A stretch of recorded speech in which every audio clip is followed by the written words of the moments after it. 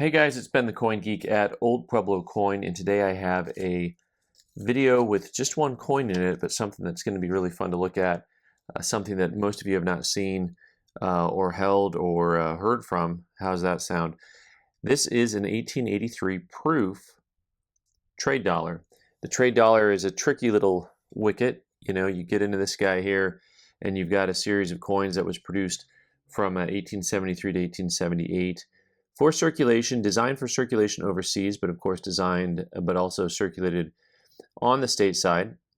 And throughout those years, they produced proof coins, but also when they stopped making them in 1878, they went ahead and kept making proofs from 1879 through 1885. And what you find through that series of time is kind of some fun areas to look at some pretty scarce coins, some beautiful coins.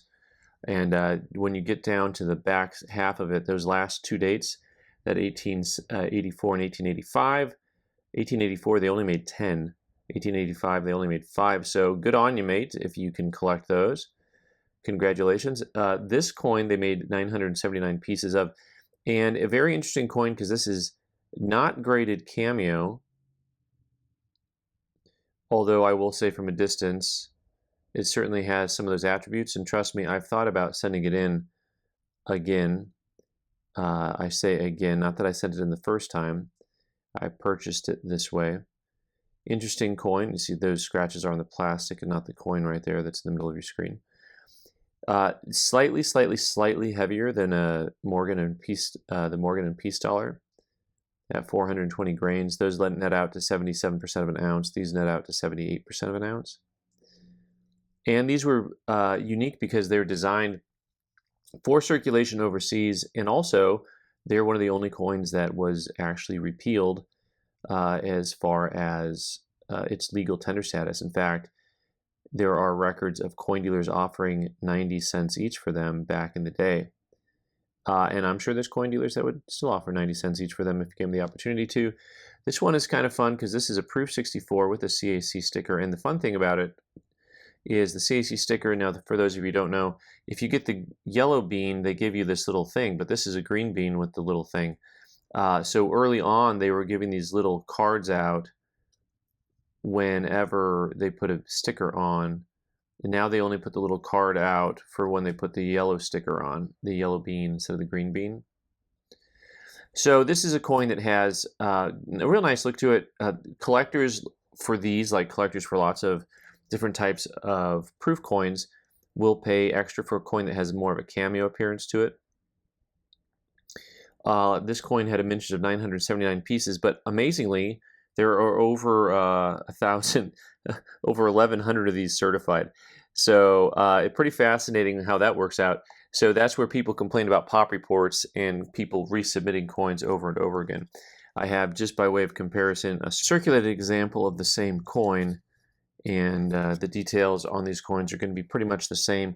I just want to give you an idea of how these coins wear a little bit, and a lot of coins that you'll see will be kind of in this grade, and then what type of detail you're missing by not seeing a coin like a proof. And now you get an idea if you look at the wheat stalks, the Liberty, the In God We Trust, the toes and the toes. So let's take a closer look here.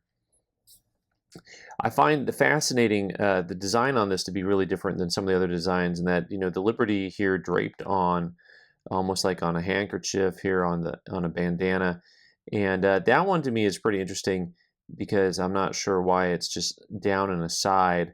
And then, you know, this is, you see all the water here, and she's basically reaching overseas with what would appear to be, you know, I'm going to call it an olive branch. You know, I don't know exactly. And then you've got some of our most popular industry, of course, is grain, and you can just see the high levels of detail on the grain, but also on the stack she's sitting on.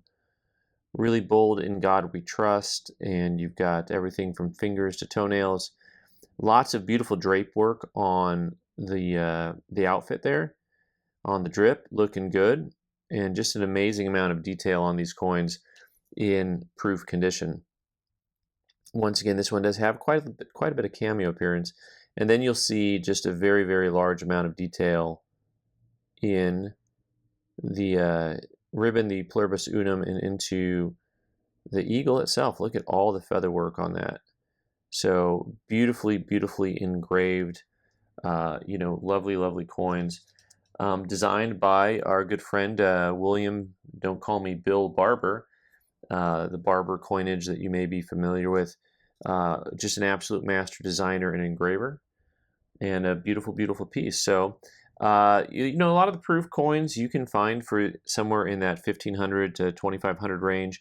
This one we're going to be asking, I think, close to 5,000, just with the near cameo appearance, the CAC sticker, a little bit of an older holder. And anyways, kind of a fun coin. Thanks so much for being here today, guys. I'm Ben the Coin Geek. You can subscribe by clicking on the owl button in the corner and watch more videos on the right side of the screen. Thanks.